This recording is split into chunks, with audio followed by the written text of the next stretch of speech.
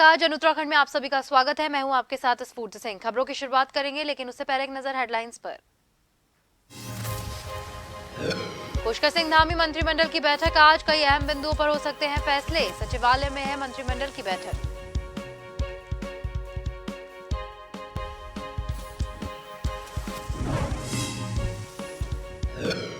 बागेश्वर उपचुनाव के बीच दल बदल की राजनीति, कई नेताओं ने थामा बीजेपी का दामन। वीडियो कॉन्फ्रेंसिंग के जरिए सीएम धामी ने किया स्वागत।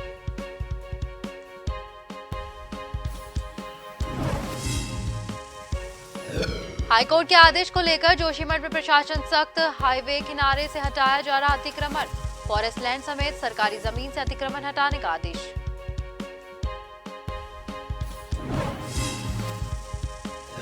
हल्द्वानी में पुलिस को बड़ी कामयाबी, 35 लाख की स्मैक के साथ 2 तस्करों को किया गिरफ्तार।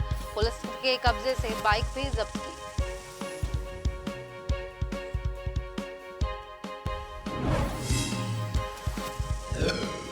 उत्तराखंड में बारिश का कहर जारी, नदी नाले उफान पर। पीडब्ल्यूडी को 385 करोड़ का नुकसान। अब तक 3000 सड़कें हुई थी बंद, 2700 को वापस खोला जा चुका।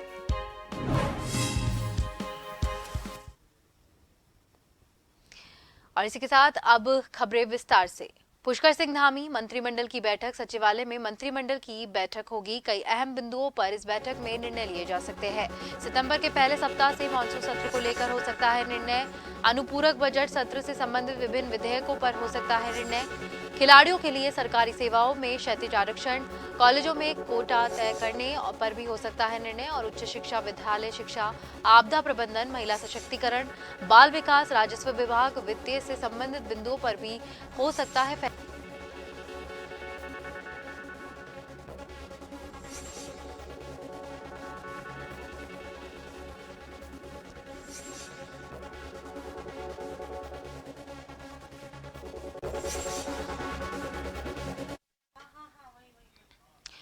और अधिक जानकारी के लिए हमारे साथ हमारे bureau chief S N Pant phone line पर जुड़ चुके हैं। श्रीनिवास जी, यहाँ पर बैठक होने जा रही, सचिवालय में मंत्रिमंडल की बैठक होने जा रही है। इस बैठक को किस तरीके से लिया जा रहा है? बिल्कुल स्फूर्ति, आपको बताना चाहूंगा कि उत्तराखंड सचिवालय में आज पुष्कर सिंह धामी बतौर मुख्यमंत्री की अध्यक्षता में कैबिनेट की बैठक शुरू हो चुकी है। और इस बैठक में आज तकरीबन 1.5 दर्जन से भी अधिक प्रस्ताव लाए गए हैं। इन प्रस्तावों पर हरी झंडी आज कैबिनेट देने वाली है। हालांकि सूत्रों के मुताबिक मिली जानकारी के अगर तहत हम बात करें तो आज के कैबिनेट के प्रस्ताव में सबसे बड़ा मुद्दा, सबसे बड़ा बिंदु जो है वो मानसून सत्र को लेकर है। मानसून सत्र सितंबर माह के पहले हफ्ते में आहूत किया जा सकता है, इसको लेकर आज कैबिनेट में निर्णय हो सकता है। इसके अलावा क्योंकि उत्तराखंड में इन्वेस्टर समिट आगामी दिसंबर माह में आहूत की जानी है, जिसके लिए प्रधानमंत्री नरेंद्र मोदी को भी बतौर मुख्य अतिथि के रूप में न्योता देने की कवायद चल रही है। और अलग अलग स्थानों पर, महानगरों में, देश में नहीं दुनिया के अलग अलग देशों में भी रोड शो और होर्डिंग बैनर और प्रचार प्रसार के माध्यम से इन्वेस्टरों को रिझाने का प्रयास किया जाएगा। उसको लेकर भी आज महत्वपूर्ण फैसला कैबिनेट की बैठक में हो सकता है। उच्च शिक्षा, विद्यालयी शिक्षा के अलावा आपदा प्रबंधन, महिला सशक्तिकरण एवं बाल विकास, राजस्व एवं वित्त से संबंधित कई बिंदुओं पर भी मंत्रिमंडल में निर्णय लिए जा सकते हैं। इसके अलावा जो हमारे स्पोर्ट्स कोटे से भर्ती होते हैं, जो खिलाड़ी हैं, उनको क्षैतिज आरक्षण की बात को लेकर जो खेल विभाग की ओर से एक प्रस्ताव बनाया गया है, उस पर भी आज अंतिम मुहर कैबिनेट की लग सकती है। इसके साथ ही मंत्रिमंडल में अनुपूरक बजट, क्योंकि सत्र अगर आहूत होगा तो बजट भी विभागवार मांगा जाएगा, उसको लेकर भी निर्णय ले सकता है। साथ ही साथ स्फूर्ति ये भी बताना चाहूंगा कि उत्तराखंड में जो आगामी मानसून का सत्र होगा उस दरमियान सरकार की ओर से कई विधेयक भी लाए जाएंगे। अंतिम मुहर उन पर लगा सकती है। कुल मिलाकर के आज की जो कैबिनेट की बैठक है 2024 सामने है, उसके उत्तराखंड में होने हैं।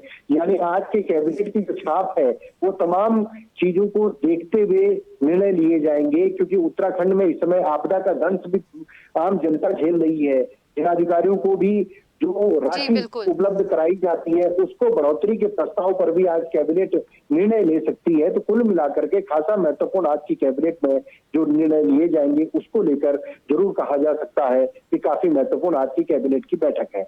जी श्रीनिवास जी, बहुत बहुत धन्यवाद आपका तमाम जानकारी हमें देने के लिए।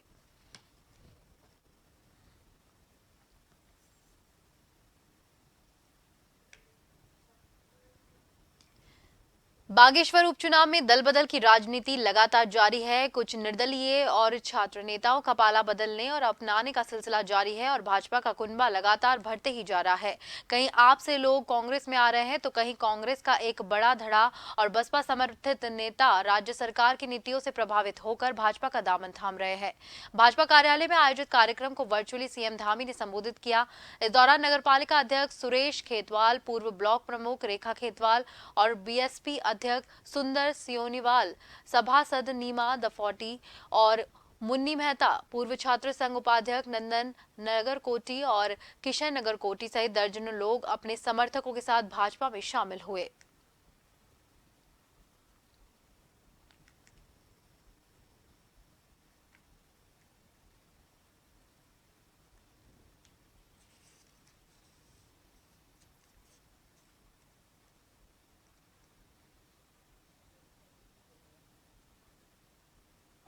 सबसे पहले सुरेश भाई, रेखा दीदी, मीना दीदी, सबका, उनके समस्त समर्थकों का बहुत बहुत धन्यवाद करता हूं कि 3 दिन पहले मैं उनसे मिला था उनके आवास पर और मैंने कोशिश करी थी कि वो भारतीय जनता पार्टी ज्वाइन करें और भारतीय जनता पार्टी के चुनाव में मदद करें।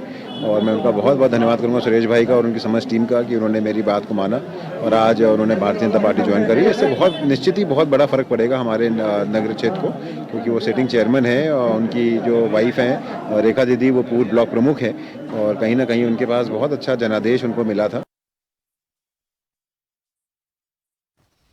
बागेश्वर उपचुनाव के बीच दल बदल की राजनीति, कई नेताओं ने थामा बीजेपी का दामन। वीडियो कॉन्फ्रेंसिंग के जरिए सीएम धामी ने स्वागत किया सभी का।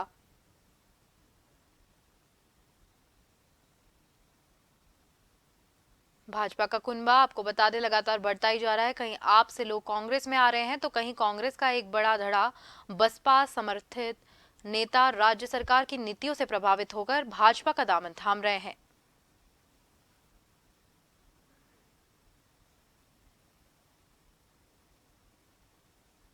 बागेश्वर उपचुनाव में दल बदल की राजनीति लगातार जारी है। कुछ निर्दलीय और छात्र नेताओं का पाला बदलने और अपनाने का सिलसिला जारी है।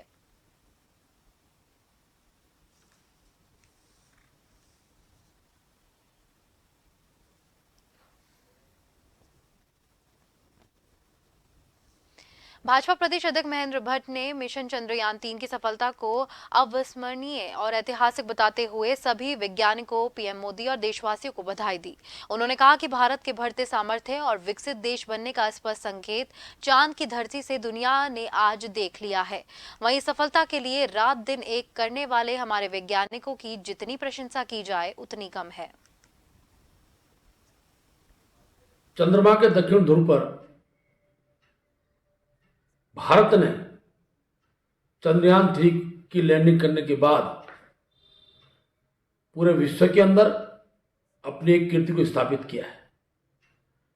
भारत के वैज्ञानिकों को, मुख्य रूप से इसरो के वैज्ञानिकों को मैं हार्दिक बधाई, शुभकामनाएं देता हूं।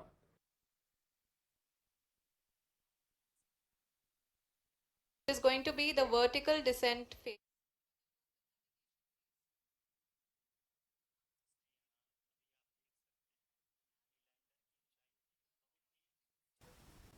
चंद्रयान 3 की चांद की सतह पर सफल लैंडिंग होने पर भाजपा जिलाध्यक्ष वीरेंद्र रावत ने कोटद्वार के मुख्य झंडा चौक पर एक दूसरे को मिठाई खिलाकर जश्न मनाया। इस दौरान वंदे मातरम और भारत माता की जय के नारे भी लगाए गए। जिला अध्यक्ष ने कहा कि प्रधानमंत्री नरेंद्र मोदी के नेतृत्व में भारत देश ने ऐसा काम कर दिया है जो विश्व का कोई देश नहीं कर पाया है। निश्चित रूप से आज मैं बधाई देना चाहता हूं पूरे देशवासियों को। आज ये ऐतिहासिक पल के हम लोग सब साक्षी बने हैं। आज निश्चित रूप से आदरणीय नरेंद्र मोदी जी के नेतृत्व में आज हमारा देश ने वो काम कर दिया है जो विश्व का कोई भी देश नहीं कर पाया है। और लगातार हम सब देख रहे थे कि माननीय प्रधानमंत्री जी कैसे उन क्षणों को देशवासियों के साथ थे और एक एक क्षण को, एक एक पल को कैसे देशवासियों के साथ शेयर कर रहे थे। उच्च न्यायालय के आदेश अनुसार जोशीमठ में प्रशासन की टीम और नगर पालिका की टीम ने संयुक्त अभियान चलाकर हाईवे के किनारे हुए अतिक्रमण को हटाया। आपको बता दें कि नैनीताल हाई कोर्ट के द्वार पूरे प्रदेश में राजमार्गों और सड़कों के किनारे से जितने भी सरकारी और वन भूमि से संबंधित अवैध रूप से अतिक्रमण है उन्हें हटाने के आदेश जारी किए गए हैं। दरअसल हाई कोर्ट ने उत्तराखंड में नेशनल और स्टेट हाईवे सहित अन्य महत्वपूर्ण सड़कों और नदियों के किनारे बने सरकारी और फॉरेस्ट लैंड पर हर प्रकार के अतिक्रमण को हटाने के निर्देश दिए हैं, जिसमें राज्य के सभी जिलों के डीएम और डीएफओ को अपने अपने क्षेत्र के हाईवे सहित सड़कों के आसपास अतिक्रमण का जायजा लेने, अतिक्रमण को चिन्हित करके हटाने की कार्य योजना तैयार करने और कार्रवाई की रिपोर्ट फोटोग्राफी के साथ में पेश करने के आदेश दिए हैं।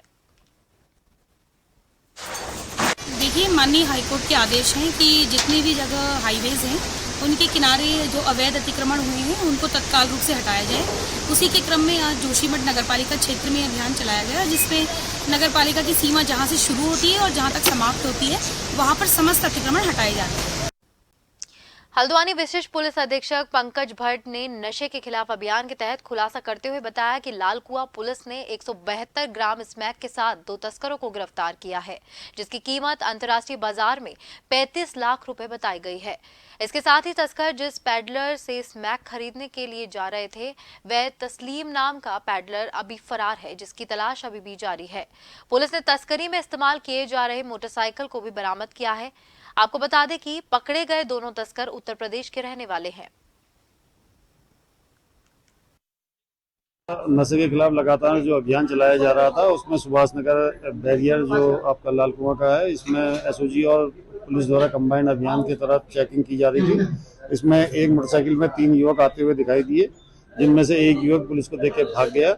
बाकी 2 युवकों से पूछताछ और तलाशी में नसीम और अभय इनके नाम सामने आए। इनसे 172 ग्राम स्मैक बरामद हुई है। जो तीसरा युवक था उसका नाम तस्लीम है, उसको पुलिस ने वांटेड किया है और इनका लीडर तस्लीम ही है। ये बरेली के रहने वाले हैं और इनमें अभय का लोकल कॉन्टैक्ट निकल के आया है कि उसकी एक सिस्टर यहाँ रहती है काठगोदाम में। राजधानी देहरादून के सराफा बाजार में 3 दिन पहले एक दुकान में हुई 230 ग्राम सोने की चोरी के मामले में देहरादून पुलिस ने दुकान पर काम करने वाले कारीगर और उसके 2 साथियों को गिरफ्तार किया है। बता दें कि 19 अगस्त को एक सराफा व्यापारी ने थाना कोतवाली नगर की लखीबाग चौकी में तहरीर दी थी कि उसकी सराफा दुकान में 230 ग्राम सोने की चोरी हुई है। वहीं तहरीर के आधार पर पुलिस ने अपनी जांच शुरू की और 22 अगस्त को पुलिस ने आरोपी कारीगर और उसके 2 साथियों को निजामुद्दीन रेलवे स्टेशन से गिरफ्तार कर लिया, जो मुंबई भागने की फिराक में थे। पुलिस ने तीनों आरोपियों के पास से 200 ग्राम सोना भी बरामद कर लिया है। इनको निजामुद्दीन रेलवे स्टेशन नई दिल्ली वहाँ से इनको जो है इसको अरेस्ट किया गया। इसका एक साथी, अन्य साथी है दिवाकर पाल, जो मुंबई का रहने वाला है, जो मुंबई से इसे मिलने आया था दिल्ली में। तो संभवतः जो है जो सोना बरामद होता है उसको ठिकाना लगाने के लिहाज से आया होगा। उन दोनों की अरेस्टिंग हुई। उनसे प्रत्येक से 100 ग्राम सोना बरामद हुआ है। और एक दूसरा व्यक्ति जो राजीव सामंत है, जो उसके यहाँ काम करता था अजय वर्मा के यहाँ, उससे भी जब पूछताछ हुई तो जानकारी मिली कि भाई उसका एक तीसरा एसोसिएट वो था और जो चोरी का 230 ग्राम सोना था वो 230 ग्राम, उसमें 30 ग्राम जो है सोना राजीव सामंत के पास है, तो उसको भी अरेस्ट किया गया। इस प्रकार से 3 लोगों को हमने अरेस्ट किया। खबरों का सिलसिला यूं ही जारी रहेगा। फिलहाल वक्त हो गया है एक ब्रेक का।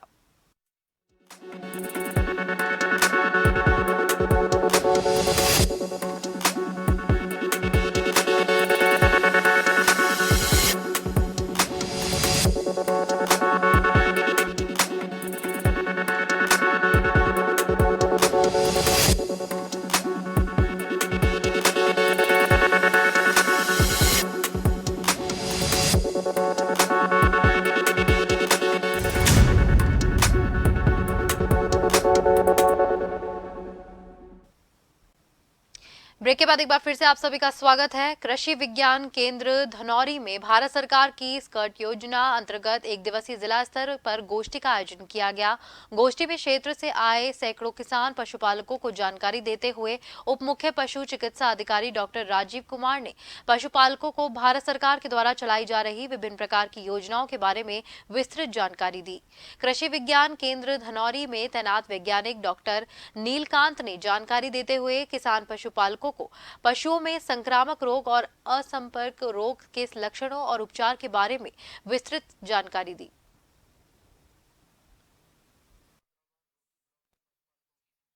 मौसम इसका उद्देश्य यह है कि हर वर्ष प्रतिवर्ष पशुपालन विभाग ब्लॉक लेवल पर स्कर्ट गोष्ठी का आयोजन करते हैं और ये जनपद स्तरीय गोष्ठी थी। संपूर्ण हरिद्वार से पशुपालक आए हुए थे और भादराबाद रुड़की ब्लॉक से पशुपालकों की संख्या ज़्यादा थी। मौसम खराब होने के कारण भी 50-60 पशुपालकों ने इसमें भाग लिया। लोहाघाट की नेपाल सीमा से लगे चमदेवल क्षेत्र के जिंडी गांव में 8 दिन तक चलने वाले गौरा देवी महोत्सव का आगाज हो गया है। इस अवसर पर चमदेवल के चोखाम बाबा मंदिर से गौरा देवी की प्रतिमा को ग्रामीणों द्वारा डोले में सजाकर जिंडी के देवी थाना स्थित गौरा देवी मंदिर तक ले जाया गया। इस अवसर पर क्षेत्र के महिलाओं द्वारा मंगल गीतों से मां की आराधना की गई। गौरा देवी महोत्सव का शुभारंभ भाजपा जिला उपाध्यक्ष मोहित पाठक द्वारा फीता काटकर किया गया।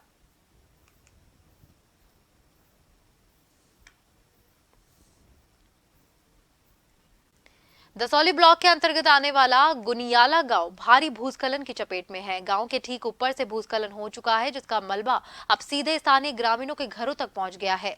वहीं भूस्खलन के चलते गांव के किसानों के कई खेत खलियान अब पूरी तरह से बर्बाद हो चुके हैं। वहीं स्थानीय ग्रामीणों ने अपने गांव की समस्या को लेकर कई बार प्रशासन से दरवाजे खटखटाए, लेकिन आज तक कोई भी कार्रवाई नहीं हो पाई है।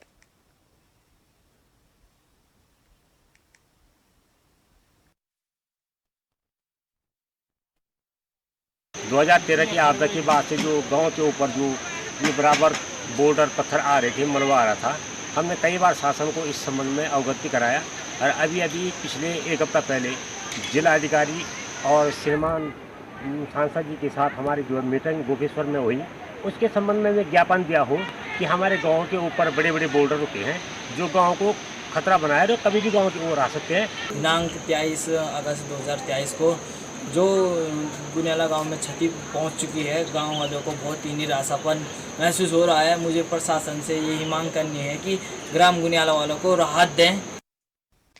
देश में लगातार हो रही बारिश से अभी तक लोक निर्माण विभाग को सड़क और पुल टूटने से लगभग 385 करोड़ का नुकसान हुआ है। जब से बारिश शुरू हुई है तब से लेकर लगभग 3000 सड़क बंद हुई है, जिसमें से 2700 सड़क को अभी तक खोल दिया गया है। साथ ही 200 से ज्यादा सड़कें बंद होने के साथ ही पुलों को भी काफी नुकसान पहुंचा है। विभाग ने 5 पुलों के लिए वैकल्पिक व्यवस्था की है।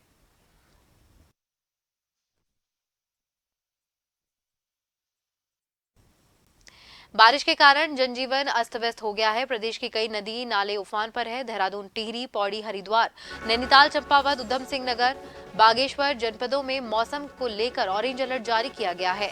इन जनपदों में कहीं कहीं भारी बारिश हो सकती है, शेष जनपदों में भी हो सकती है। कहीं कहीं भारी बारिश, लोगों से नदी नालों से दूर रहने के लिए चेतावनी भी जारी की गई है। उत्तराखंड में बारिश का कहर लगातार जारी है।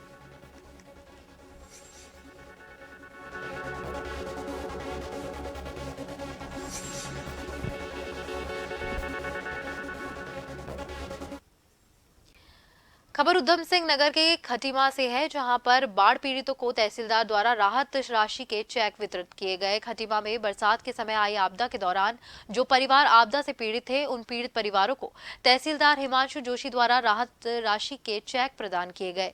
साथ ही एक परिवार जिसका घर आपदा के दौरान आपदा से ग्रसित हो गया था, उस व्यक्ति को 1,20,000 की मकान की सहायता राशि प्रदान की गई।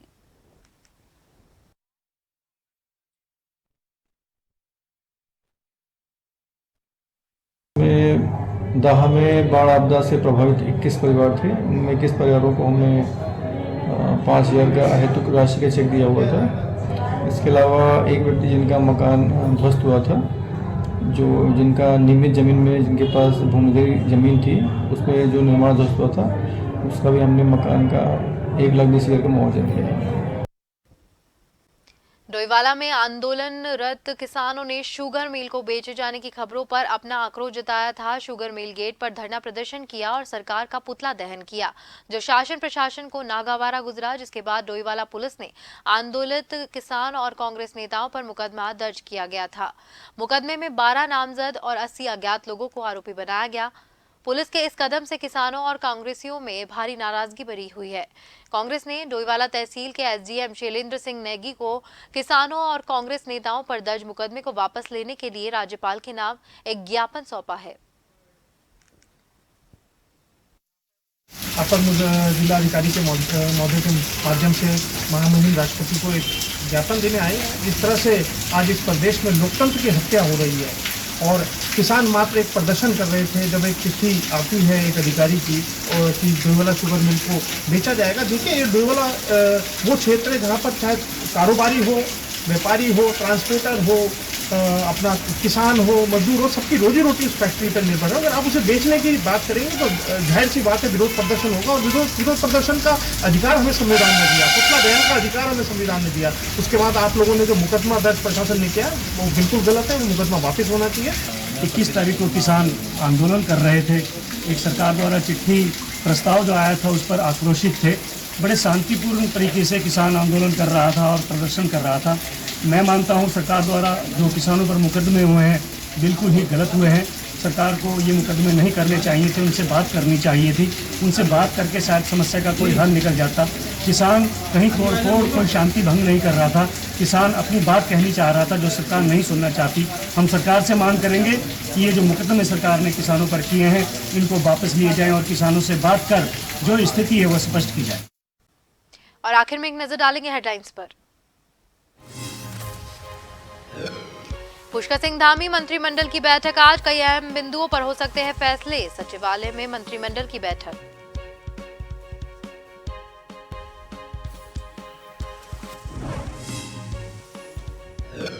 बागेश्वर उपचुनाव के बीच दलबदल की राजनीति, कई नेताओं ने थामा बीजेपी का दामन। वीडियो कॉन्फ्रेंसिंग के जरिए सीएम धामी ने किया स्वागत।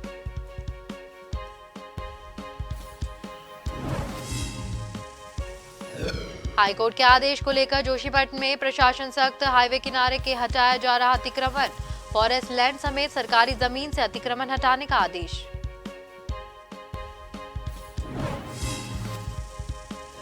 हल्द्वानी में पुलिस को बड़ी कामयाबी, 35 लाख के स्मैक के साथ 2 तस्कर किए गिरफ्तार। पुलिस ने कब्जे से बाइक भी की जब्त।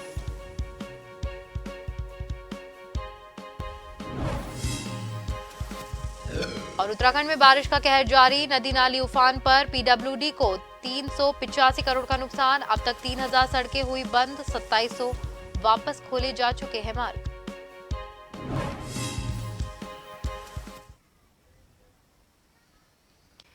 और इसी के साथ जन उत्तराखंड में फिलहाल के लिए इतना ही। मुझे दीजिए इजाजत, नमस्कार।